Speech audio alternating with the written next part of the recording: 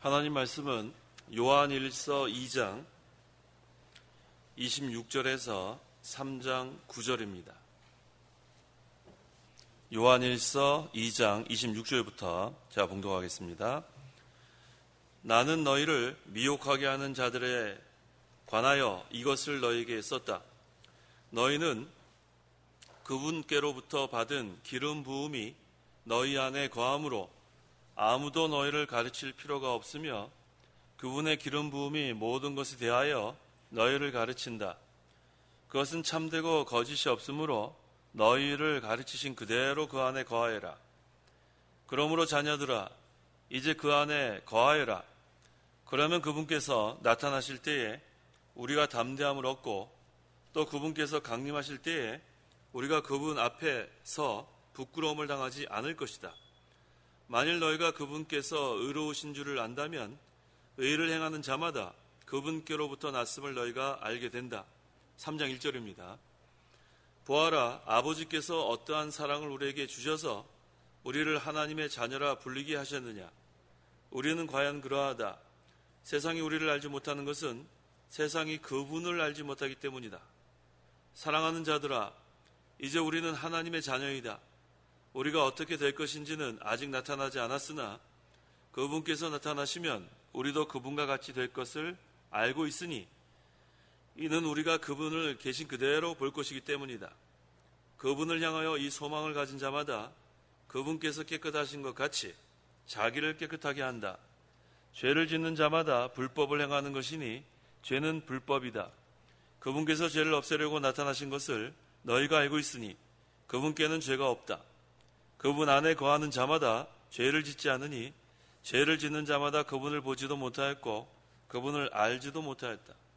자녀들아, 아무도 너희를 미혹하지 못하게 하여라. 의를 행하는 자마다 그분께서 의로우신 것 같이 의롭고 죄를 짓는 자마다 마귀에게 속해 있으니 마귀는 처음부터 죄를 짓는 자이기 때문이다. 하나님의 아들께서 나타나신 것은 마귀의 일들을 멸하시려는 것이다.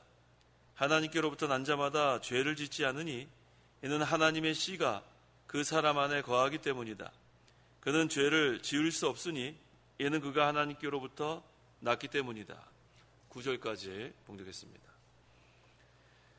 9절에 하나님께로부터 난 자, 그 다음에 하나님의 자녀, 우리는 하나님 자녀라고 했고 또 우리는 하나님께로부터 난 자라고 했습니다. 이 두 말씀을 근거로 해서 이 시간 증거의 말씀의 제목은 하나님의 자녀는 하나님께로부터 난 자, 하나님의 자녀는 하나님께로부터 난 자란 제목으로 말씀 증거하겠습니다. 그 26절에 나는 너희를 미혹하게 하는 자들에 관하여 이것을 너희에게 썼다라고 했습니다. 이 본서를 쓴 목적이 여기에 증거되고 있는데 본서를 쓴 목적은 성도들이 미혹하게 하는 자를 삼가 조심하라는 거예요. 미혹받지 말라는 겁니다.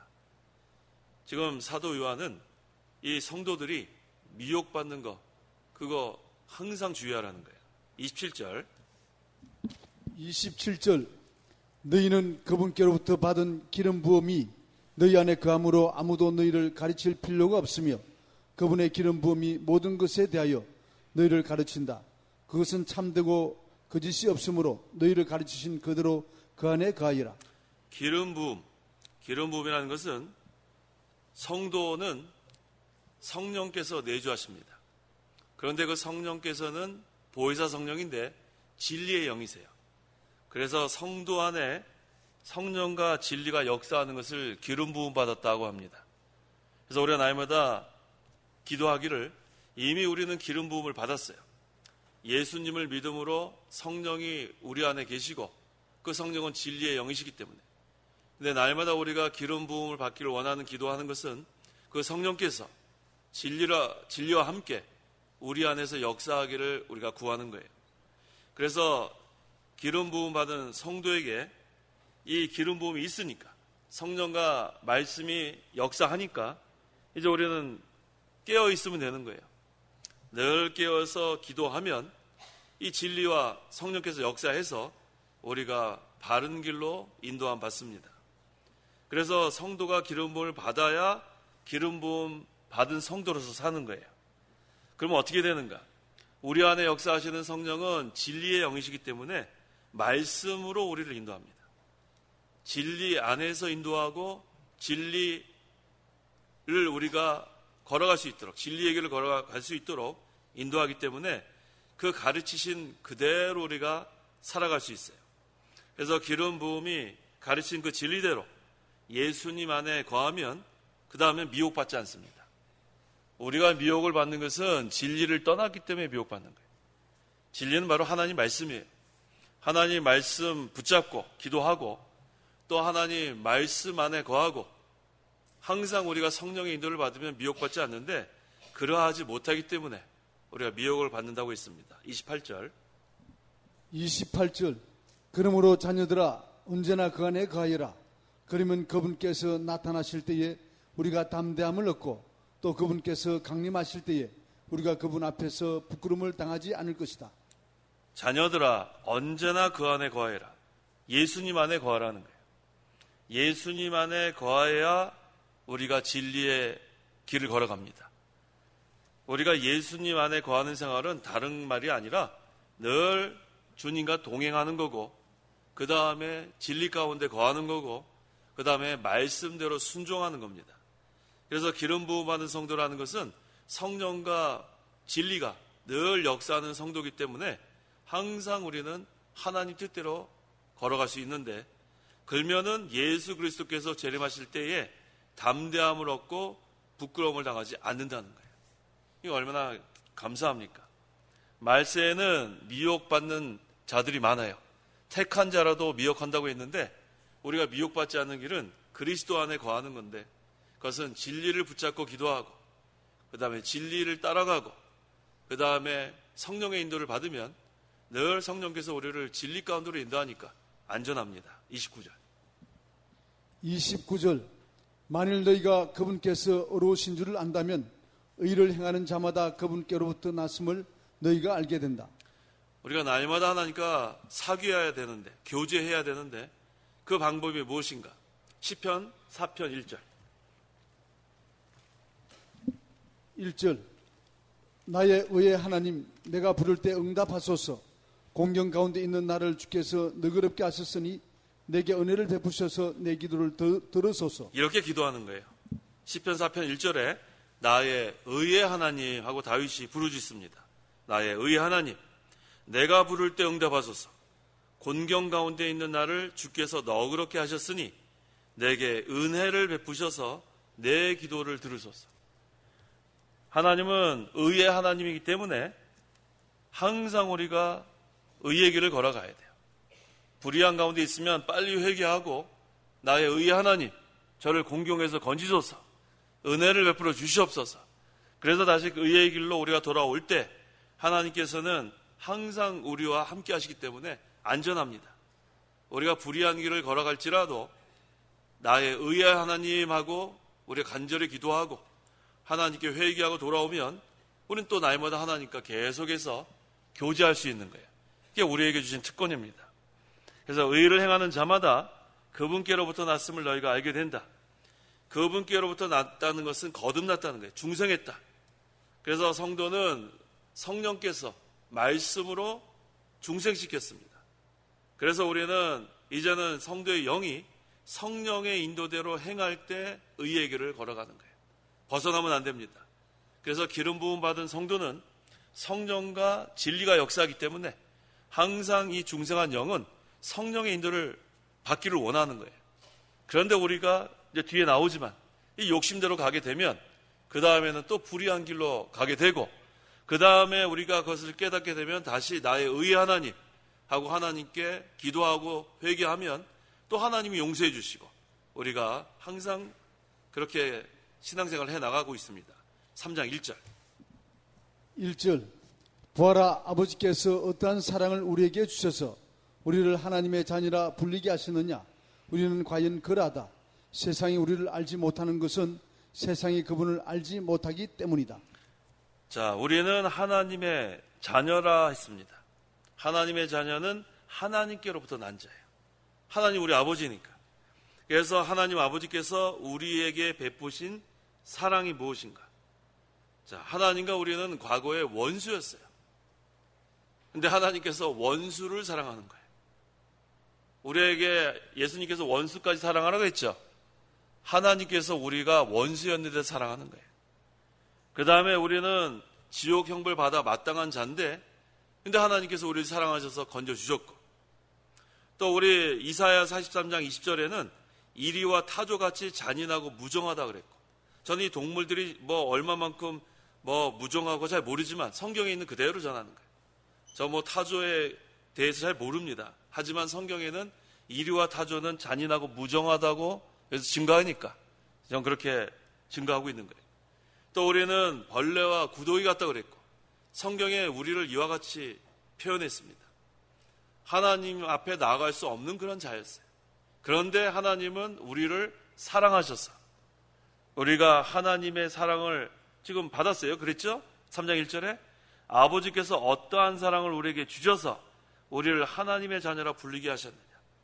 얼만큼 사랑했냐면 독생자를 죽이시기까지 사랑합니다. 이거 얼마나 귀해요. 우리가 자녀를 누구를 위해서 이렇게 내놓을 수 있어요? 내놓을 사람 한 명도 없겠죠. 근데 하나님은 독생자, 본질상 영원한 하나님의 아들이신 독생자를 죽이시기까지 우리를 사랑한 거예요. 그 사랑이 얼마나 큰 사랑인 것을 우리에게 증거하고 있습니다. 그래서 우리는 이제는 하나님의 자녀라는 이름만 있는 게 아니에요. 요한복음 1장 12절 이름만 주신 게 아니에요. 우리는 하나님의 자녀의 권세가 있다고 했습니다. 12절 그러나 누구든지 그분을 영접하는 자들 곧 그분의 이름을 믿는 자들에게는 하나님의 자녀가 되는 권세를 주셨으니. 이름만 있는 게 아니에요. 난 하나님의 자녀다. 거기서 끝나는 게 아니고 뭐가 있어요? 권세가 있다는 게 권세. 우리 사도 바울이 고린도서에서 그랬죠. 우리 이 사도권은 파괴하는 것이 아니라 세우는 권세라고 했는데 그 권세는 아주 큰 거예요. 사도 바울이 그 사도권도 파괴하는 것이 아니라 세우는 권세라고 했는데 우리에게는 하나님의 권세가 있다는 것은 하늘나라의 기업을 이어받을 특권이라는 거예요. 이거 얼마나 놀랍습니까? 세상에서 우리가 뭐 이렇게 이어받는다, 상속받는다 해도 뭐 좋아할 텐데 우리는 하늘나라의 기업을 이어받을 상속자가 되는 권세. 이건 대단한 거예요. 그 다음에 이 모든 이 우주 만물, 온 세상을 창조하신 하나님 아버지께 기도할 수 있는 권세. 우리 기도하는 걸 그렇게 귀하게 생각하지 않죠? 근데 기도를 아무나 할 수 있는 게 아니에요. 하나님을 아무나 아버지라 부를 수 있는 게 아닙니다. 근데 우리는 하나님 아버지, 창조자고 통치자이신 하나님 아버지를 아버지라고 부르고 그 아버지에게 날마다 기도할 수 있는 그 권세. 이게 얼마나 큰지 몰라요. 그래서 우리는 이름만 하나님의 자녀가 아니고 하늘나라의 유업을 이어받을 그런 상속자의 권세, 또 창조자고 통치자이신 하나님 아버지와 날마다 사귀고 또 기도하고 또 하나님께서 소유한 그 모든 것이 다 우리 것이라고 했어요. 우리가 사용할 수 있게 하신 하나님. 이 하나님의 자녀의 권세는 너무너무 놀랍습니다. 그런데 우리가 그것을 잘 기억하지 못할 때가 있어요. 그저 이름만 하나님의 자녀라고 하고 또 그저 하나님은 그냥 아버지라고 그냥 이름만 아버지, 그게 아니에요. 하나님을 아버지라 부르는 건 어마어마한 복입니다. 성도 여러분, 하나님을 뭐라고 부르세요? 뭐라고 부르세요? 아버지라고 하죠. 그때 우린 그걸 생각해 보시란 말이에요. 하나님이 어떠한 분인데 내가 지금 하나님을 아버지라고 부르는가? 우리에게는 하나님의 자녀의 권세가 있기 때문에 이전에는 하나님을 어떻게 우리가 아버지라 부르겠어요? 얼마나 미천한 존재였는데. 그런데 하나님의 은혜로 예수님을 믿으니까 그저 우리는 아주 쉽게 본능적으로 하나님 아버지라고 하는 거예요. 왜? 우리에게는 양자형이 있기 때문에. 얼마나 감사한지 몰라요. 너무나 자연스럽게 하나님을 감히 아버지라고 하죠. 그건 하나님이 주신 큰 복이에요. 은혜입니다. 그걸 늘 기억하면서 아버지 할 때마다 감사해야 돼요. 하나님 아버지 할 때마다 뭐라고요? 감사해야 돼요. 우리가 어떻게 하나님을 아버지라 부를 수 있나 생각해 보세요. 그건 하나님의 자녀의 권세가 있기 때문에 아버지라 그래요. 너무 감사합니다. 2절 사랑하는 자들아 이제 우리는 하나님의 자녀이다. 우리가 어떻게 될 것인지는 아직 나타나지 않았으나 그분께서 나타나시면 우리도 그분과 같이 될 것을 알고 있으니 이는 우리가 그분을 계신 그대로 볼 것이기 때문이다. 네. 그 빌립보서 3장 21절에 그분께서 만물을 자신에게 복종시킬 수 있는 능력으로 우리의 비천한 몸을 그분의 영광스러운 몸과 같은 형상으로 변화시키실 것이다. 우리가 이제 예수님 재림하시면 부활의 몸으로 변화된다는 거예요. 영광스러운 몸으로. 이거 얼마나 감사한지 몰라요. 그리스도와 같이 부활의 몸, 영광스러운 몸으로 변화가 돼서 예수님을 영접하게 됩니다. 우리가 그분을 계신 그대로 볼 것이기 때문이다. 지금은 뭐 보는 것처럼 희미해요? 뭐 보는 것처럼? 우리 거울 보면은 잘 보이잖아요, 자기 얼굴. 우리 이빨에 낀 고춧가루까지 다 보이잖아요, 거울. 근데 왜 희미하다 그랬어요?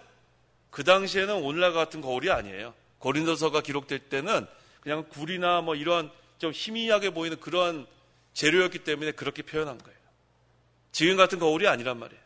그런데 이제 예수님 재림하시면 그 희미하게 보이던 그것이 아니에요, 이제.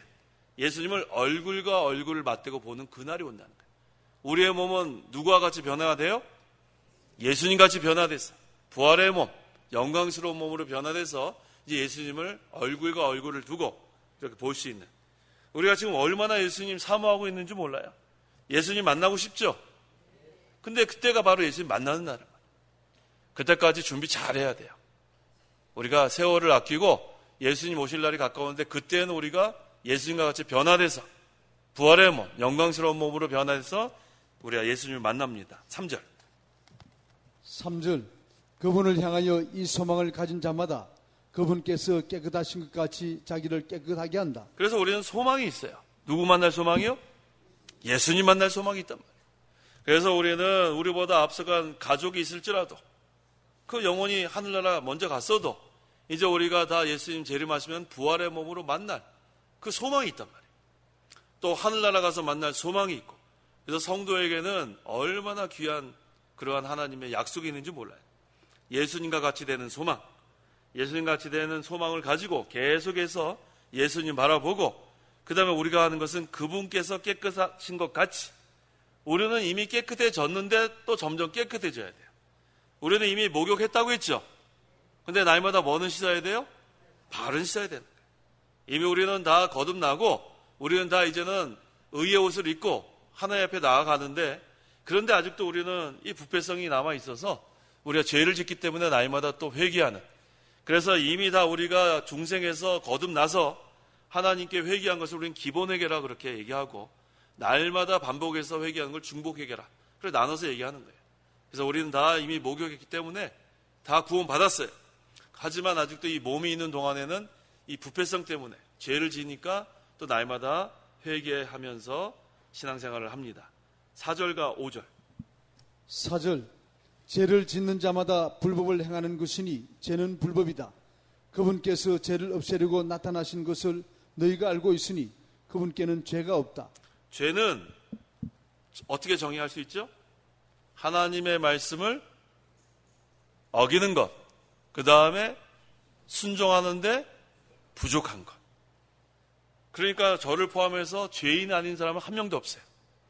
우리가 예수님의 의의 옷을 입고 의롭다함을 받았지만 아직도 우리는 죄를 짓고 있는 거예요. 두 가지에 우리의 거기 뭐 합격하는 사람이 누가 있어요? 어기는 적도 많고 또 순종을 한다고 하지만 다 부족하죠. 그래서 우리는 하나님 앞에 가면은 주님, 제가 이번에도 11조 했고 또 금식도 했고 제가 뭐 예배 시간 빠지지도 않고 제가 왔습니다. 그렇게 해야 돼요? 그렇게 해야 됩니까? 그럼 어떻게 해야 됩니까? 저는 죄인입니다. 우린 또 그럴 수밖에 없는 거예요. 바리새인들처럼 제가 또 뭐를 했고 우리는 하나님 앞에 그렇게 떳떳하지 못하고 우리는 그 세리와 같이 죄인입니다. 그렇게 나올 수밖에 없어요. 그런데 하나님께서 우리를 내치지 않아요. 우리는 죄인입니다 하고 하나님께 나왔지만 하나님 우리를 그래 죄인아 가라 그러지 않아요. 이 더러운 것아 가라 그러지 않습니다. 왜 그렇죠? 어떤 옷을 입고 하나님께 나왔기 때문에? 의의 옷을 입고 나왔기 때문에. 그 의는 내가 행한 의가 아니고 예수님께서 이루신 완전한 의이기 때문에 우리는 의의 옷을 입고 은혜의 보좌 앞에 담대히 나아가서 그 다음에 우리는 또 뭐라고 고백하면 돼요? 저는 죄인입니다. 긍휼을 베풀어 주시옵소서. 그러면 벌써 그 시간에 우리가 하나님 앞에 구하려고 했던 건 벌써 다 이루어지는 거예요. 하나님께 우리가 뭐 이거 해달라고 저거 해달라고 얘기할 필요도 없어요. 하나님이 우리 형편을 얼마나 잘 아시는데. 그런데 우리는 그 생각은 안 하고 내가 죄인인 생각은 안 하고 그저 하나님께 뭐 나가서 이거 해달라 저거 해달라. 그 다음에 또 하나님 안 해주시면 또 뭐라 그래요? 또 왜 안 해줬냐고 또 낙심하고 불평하고 의심하고. 그게 아직 만들어지지 못한 증거예요. 하나님은 벌써 우리의 형편을 아십니다. 그래서 우리는 하나님 앞에 가서 주여 하고 그저 죄인입니다 한마디만 해도 벌써 하나님 다 알아요. 네가 또 뭐 때문에 하는지 다 안단 말이에요. 하나님께 우리가 고하기 전에 하나님 벌써 다 아시니까 낙심할 게 없어요. 그래서 우리는 은혜의 보좌 앞에 나가서 기도만 하면 돼요. 담대하게. 무슨 옷을 입고요? 의의 옷을 입고. 그건 예수님이 우리를 위해서 십자가 달려 죽으셨기 때문에 우리의 모든 죄는 다 용서함 받았고 예수님이 우리에게 입혀주신 그 의의 옷. 그 다음에 나가서 우리는 하나님 제가 또 부족해서 또 하나님 앞에 이렇게 죄를 지었습니다. 그럼 또 하나님 용서해 주시는 거예요. 그게 바른 신앙입니다.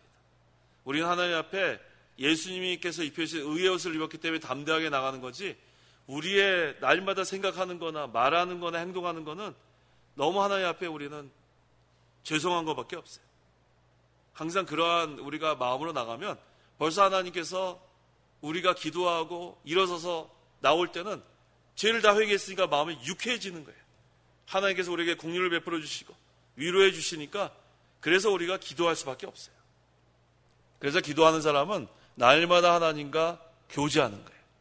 날마다 하니까 사귀니까 얼마나 좋은지 몰라요. 근데 왜 기도를 안 하겠어요? 눈만 뜨면 기도하는 거예요. 눈만 뜨면. 아이고 하나님 또 사귀어야지. 또 하나님과 교제해야지. 그래서 기도하는 한 시간이 뭐처럼 느껴져요? 뭐처럼 느껴져요? 너무 힘들어요? 기도하는 한 시간이? 사실 기도하는 시간이 너무 빨리 지나가야 돼요, 사실은. 조는 거 빼고요, 조는 거 빼고. 졸다가 한 시간 낸 거 말고, 막 기도하는데, 얼마나 하나님과 간절히 이렇게 기도했는데, 시간 가는 줄 모르고 기도하는. 그게 바로 처음 믿음을 찾은 거예요. 그게 바로 처음 사랑을 찾은 거예요. 근데 한참 기도했는 줄 알았더니 보니까 5분밖에 안 지났어요. 정신 차려야 돼요, 정신 차려야 돼요. 기도 한참 했는지 알았더니 10분밖에 안 지났어요. 또 눈 감아야 되겠구나. 벌써 다 처음 사랑 잃고 처음 믿음 잃어버리니까 기도하는 시간도 귀한 시간이 이제 더 이상 아니고 그저 기도 그냥 할 수 없이 그냥 하고 그래서 안 됩니다. 처음 믿음을 찾아야 돼요. 처음 사랑, 처음 은혜. 하나님께 기도하는 시간이 너무너무 기다려지고 눈만 뜨면 기도하고. 성도 여러분, 뭐를 찾아야 돼요? 처음 믿음 찾아야 돼요. 처음 믿음. 처음 사랑, 처음 은혜. 그래야 하나님께서 우리와 더 가까이 계신 거예요. 그래서 우리가 처음 사랑을 잃어버리고 처음 믿음을 잃어버리고 처음 은혜를 잃어버리면 때로는 우리에게 사고도 나게 하고 중한 병에도 걸리게 하고 실패도 하게 하고 생각대로 안 되게 하고 여러 가지 그런 곤고와 어려운 당할 수 있는데 그때에도 유익으로 주신 줄 알아야 돼요. 뭐 찾으라고 주신 거예요? 처음 믿음 찾으라는 거예요. 처음 믿음. 아이고 하나님 왜 또 이렇게 나 이렇게 아프게 합니까? 왜 이렇게 또 뭐가 이렇게 막히게 합니까? 왜 또 이렇게 어려움을 주셔? 그렇게 우리가 불평하면 안 돼요. 뭐 찾으라고요? 처음 믿음 찾아야 돼요. 처음 믿음. 처음 사랑. 처음 은혜. 그래서 우리에게 유익으로 주신 줄 알면 돼요. 하나님은 유익이 아니면 안 주세요. 그래서 어려움 당했다고 낙심할 거 없어요. 아이고 감사합니다. 그래요. 아이고 뭐라고 해야 돼요? 아이고 감사합니다.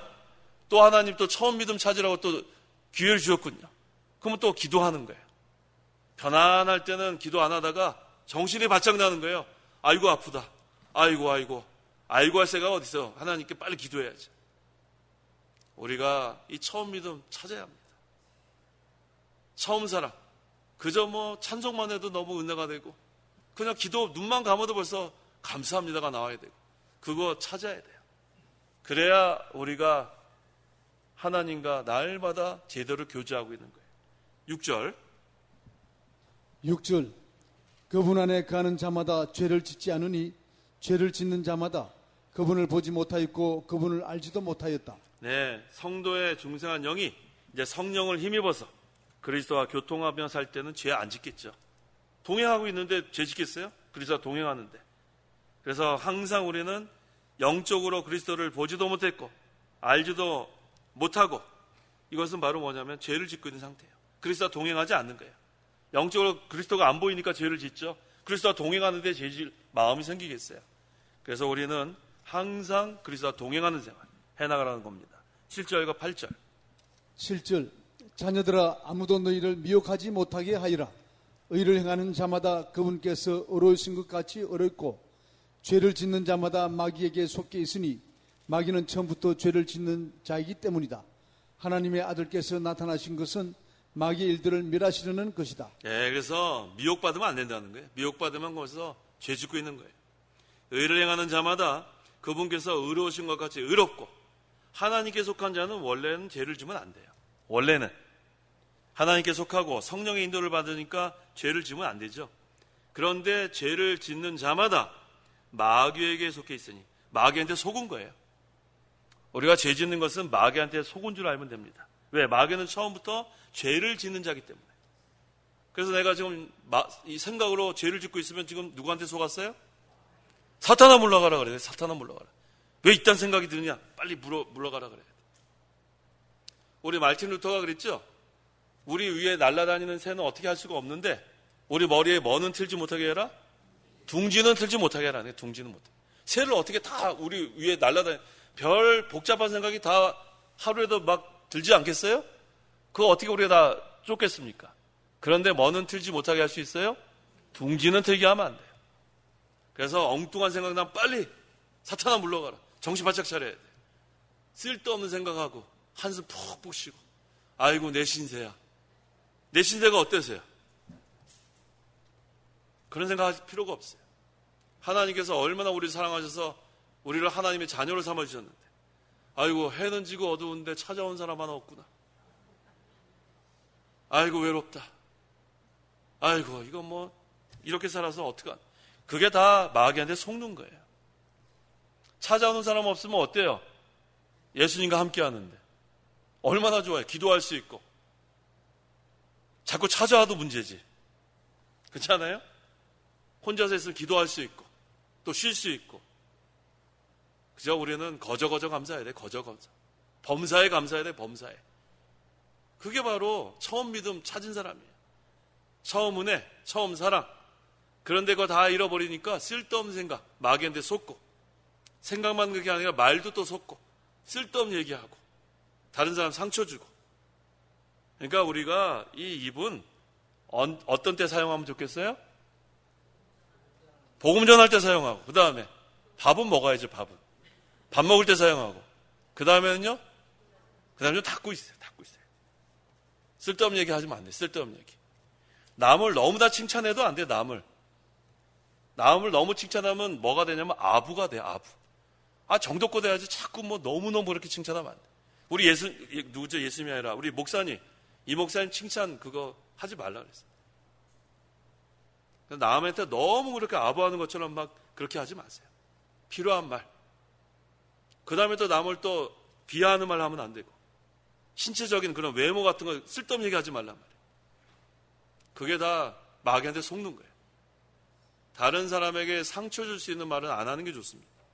그래서 우리가 복음 전할 때 입을 열고, 찬송할 때 입을 열고, 밥은 먹어야 되니까 밥 먹을 때 입을 열고, 그 다음에 어떻게 해야 돼요? 좀 닫아놔요. 자, 그렇게 하면 마귀한테 그래도 속아요. 입 닫았지만 생각으로 또 마귀한테 속으니까. 맞죠? 그 다음에 행동으로도 마귀한테 속으면 안 되고. 그래서 우리는 항상 그리스도와 동행해야 죄 지을 확률이 점점 적어지는 거예요. 자꾸 예수님 떠나가니까 점점 죄 지는 그 길로 걸어갑니다. 9절. 하나님께로부터 난 자마다 죄를 짓지 않으니 이는 하나님의 씨가 그 사람 안에 가기 때문이다. 그는 죄를 지을 수 없으니 이는 그가 하나님께로부터 났기 때문이다. 하나님께로부터 난 자는 중생한 영을 말하는 거예요. 거듭난 영. 성령께서 말씀으로 중생시킨 그 영. 그래서 그 중생한 영은 죄를 짓지 않습니다.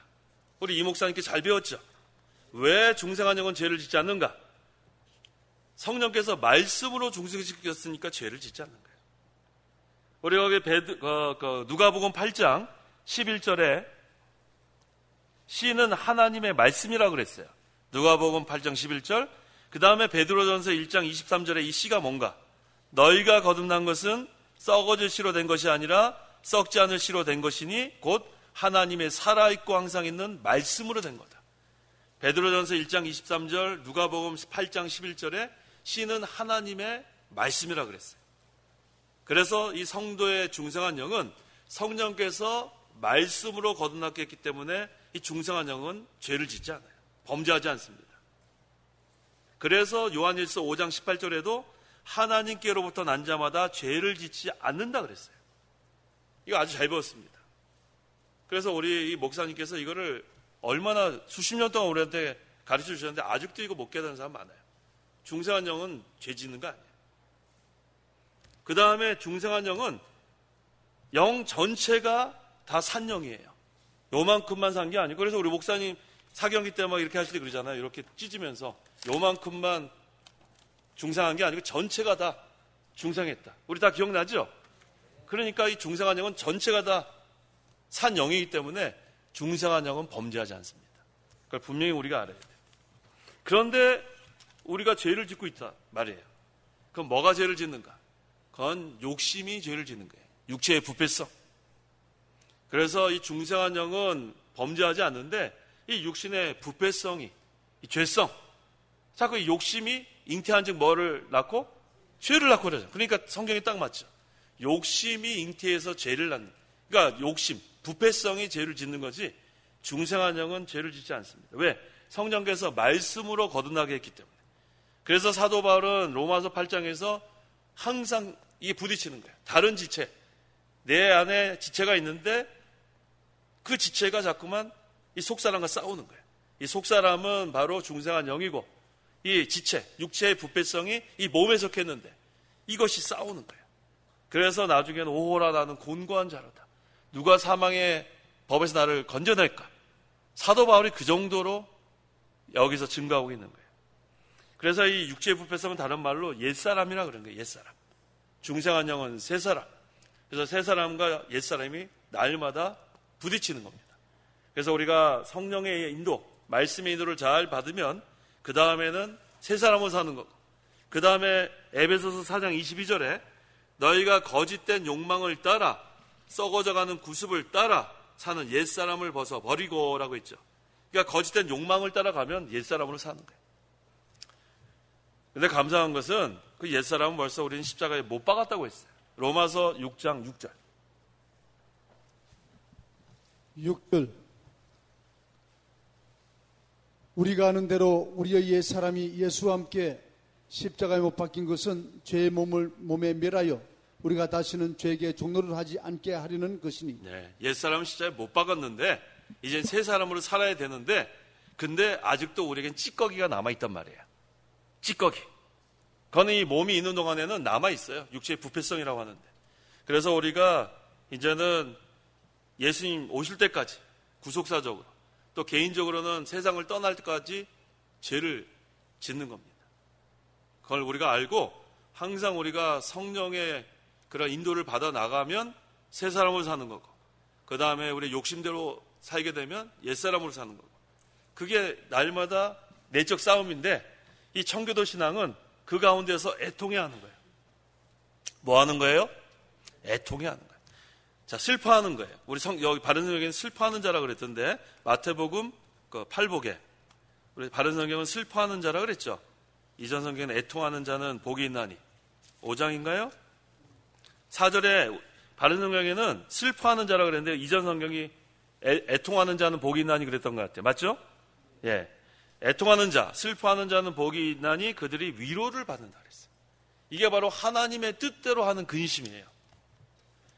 무엇을 먹을까, 무엇을 마실까 걱정하는 세상 근심이 아니라 하나님 말씀대로 살지 못해 안타까워하는 거예요. 야, 이거 새 사람으로 살아야 되는데 왜 내가 지금도 옛 사람으로 사는가? 막 가슴을 치며 애통해하는 것. 그런 자는 하나님의 위로가 임한다는 거예요. 그 위로는 말로 표현할 수가 없어요. 너무너무 그거는 엄청납니다. 다 그 위로 느껴봤죠? 그거 느껴봐야죠. 하나님의 말씀대로 살지 못해서 막 회개하고 그럴 때 하나님께서 우리를 용서해 주시고 위로하시는 그 위로, 그게 바로 애통해하는 자, 말씀대로 살지 못해서 안타까워하는 자, 하나님 주시는 위로입니다. 그래서 중생한 영은 범죄하지 않는다, 우리가 이 시간에 분명히 알아야 되고, 그 다음에 중생한 영은 자라난다 그랬어요. 우리 이 목사님 또 배웠죠. 자, 에베소서 4장 15절 15절 오히려 사랑 안에서 진리를 말함으로 모든 일에 그분에게까지 자라나야 한다. 그분은 머리시니 곧 그리스도이시다. 네, 그리스도에게까지 자라난다. 근데 이건 우리가 뭐 물체가 자라나는 그런 뜻이 아니라 그리스도의 형상을 닮아간다 그런 뜻이에요.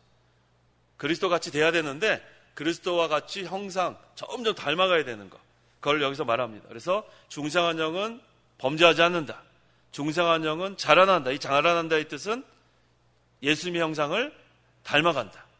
그 다음에 또 우리 이 목사님 드리는 것 한 가지 남았죠. 중생한 영은 죽지 않는다.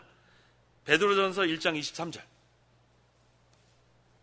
베드로전서 1장 23절 23절 너희가 거듭난 것은 썩어질 씨로 된 것이 아니라 썩지 않을 씨로 된 것이니 곧 하나님의 살아있고 항상 있는 말씀으로 된 것이다. 네, 성령께서 말씀을 우리를 거듭나게 했는데 그 말씀은 살아있고 항상 있는 말씀이라고 그랬어요. 살아있고 항상 있는 말씀, 그러니까 죽지 않는 거예요. 영원한 겁니다. 그래서 세 가지가 중요한 거예요. 하나는 중생한 영은 범죄하지 않는다. 그 다음에 중생한 영은 자라난다. 중생한 영은 죽지 않는다. 이게 얼마나 중요한지 몰라요. 제가 그 논문을 쓸 때 중생론을 썼는데 이렇게 뭐 가르치는 책 제가 본 적이 없어요. 뭐 얼마나 많은 책을 읽어봐도, 그러니까 우리가 이거 얼마나 귀한 걸 배운지 몰라요. 그래서 성경에 그대로 근거로 해서 배운 거죠. 그래서 우리가 이 말씀을 잘 깨닫고 우리가 항상 이 중생한 영 자라날 수 있도록 그리스도에게까지 자라나는 데까지 우리가 성령의 인도를 받고 그 다음에 진리 가운데 거하고 또 진리를 붙들고 기도하고 우리가 순종해 나가야 돼요. 그래서 이제 성도가 죽을 때는 이 옛사람을 다 벗어버리고 그 다음에 온전히 거룩하게 된 영, 그 자라난 중생한 영만 하나님 앞으로 가는 거예요. 그 다음에 행위는 따라간다고 했죠. 우리 요한계시록 14장에. 그래서 여기 소요리 문답 제37문답에 뭐라 그랬냐면 신자가 죽을 때 그 영혼이 완전히 거룩하게 되며 즉시 영광에 들어가고 그랬어요. 그래서 이 완전히 거룩한 이 영혼은 범죄한 영이 아니에요. 중생한 영이니까 완전히 이거는 범죄하지 않은 완전히 거룩한 영. 이게 바로 소요리 문답 제37문답에 나와 있는 거예요. 그래서 우리가 이 세상에서 하나님께서 우리에게 생명을 연장시켜 주시는 그날까지, 또 예수님이 재림하실 그날까지 우리는 항상 하나님의 말씀 순종해 나가야 되는데 그게 우리 혼자 힘으로 되는 게 아니에요. 우리가 하나님의 능력으로 또 성령의 인도를 잘 받아서 그게 바로 한마디로 하면 구원을 이루어 가는 겁니다. 기도하시기 바랍니다. 기도하겠습니다. 하나님 아버지 감사합니다. 하나님과 원수가 되었고 이리와 타조같이 잔인하고 무정하고 벌레와 구더기같이 더럽고 미천한 저희들이었는데 하나님께서 우리를 사랑하셔서 독생자를 죽이시기까지 하나님의 사랑을 확증하여 주신 거 너무 감사합니다. 우리가 감히 하나님을 아버지라 부를 수 없는 그런 자들이었지만 하나님의 은혜로 예수님을 믿어서 이제는 창조주고 통치자이신 하나님을 아버지라 부를 수 있게 하신 거 너무 감사합니다. 하나님의 자녀의 이름만 주신 것이 아니라 우리의 권세를 주셔서 영원한 하늘나라의 기업을 이어받을 상속자로 삼아주시고 또 날마다 하나님께 기도하고 교제할 수 있게 하신 하나님 감사합니다. 날마다 하나님의 능력을 힘입어서 이젠 하나님께서 기뻐하시는 뜻을 순종하는 저희 되기를 원합니다.